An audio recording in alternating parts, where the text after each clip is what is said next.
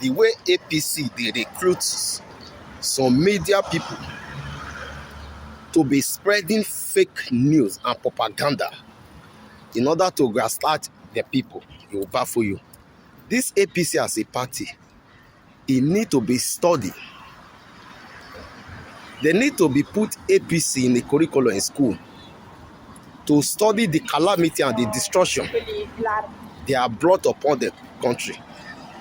People need to study APC so that the next generation, anytime they hear APC, they will be able to run for their own dear life. Now, what is video of this man? How APC are recruited him to be spreading propaganda. Propaganda or propaganda. APC.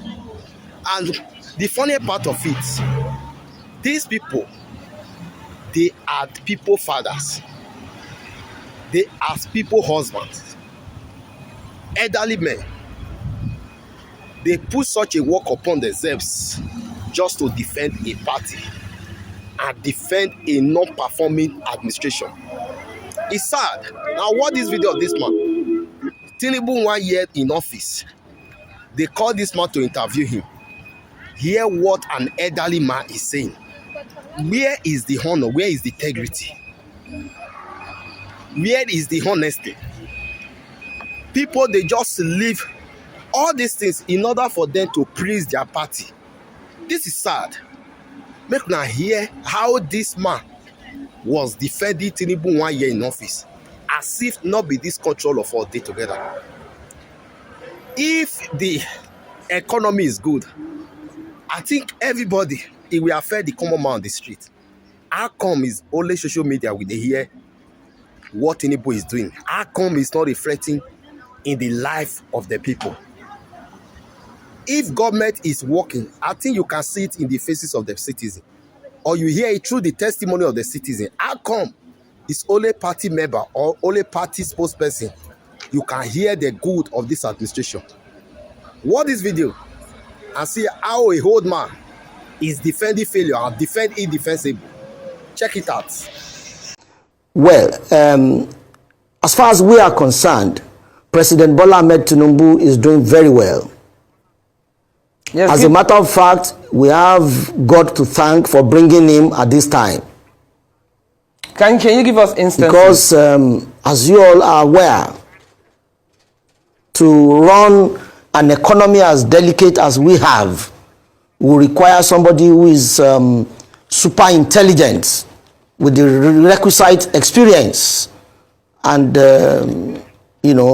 enough know-how to get people who can manage certain sectors of the economy. With respect to fuel subsidy,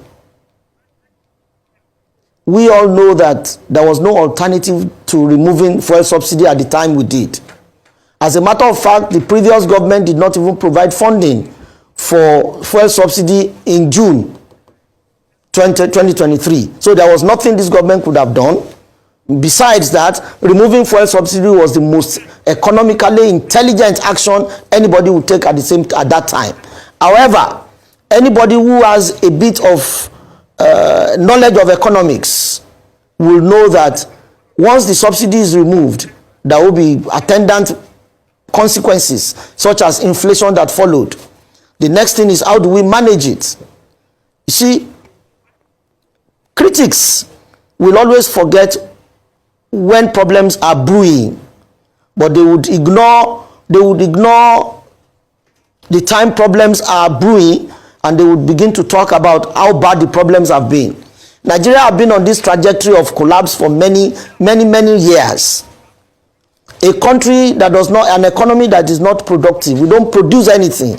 I wonder what the people in the activist community, what they think of an economy that is not productive. What do you expect to happen? And we have a man who is now doing everything possible to bring things back to normal. Some people are going haywire on the consequences of his action. Like you said, a pregnant woman will go through some pains. The joy comes when the child is delivered. That's the way we see it, and we are being very honest about it. Okay. Can we have Anybody can say anything, and let me even tell you again, public perception about government and governance is dependent on many things. The political landscape is polarized. All of the hue and cry you hear is from opposition. The Labour Party on one hand, PDP on the other, and their followers. So it may seem like their voices are huge, their voices are on top.